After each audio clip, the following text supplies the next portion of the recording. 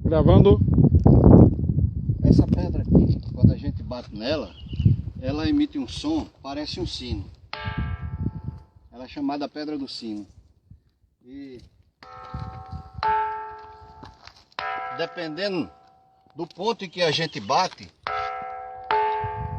tem um som diferente.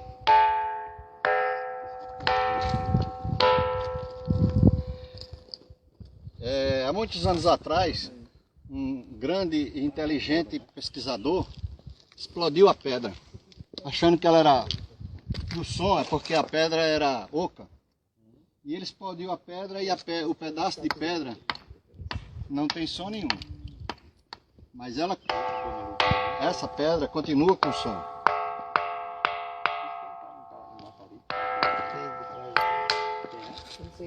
Nós estamos no município de Currais Novos, num parque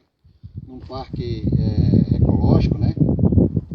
E com frequência o pessoal vem ver essa pedra, mas muito pouca gente do Rio Grande do Norte conhece, sabe da existência dessa pedra.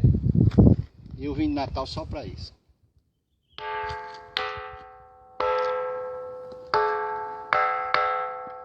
Aproxima aí para a gente ver o som.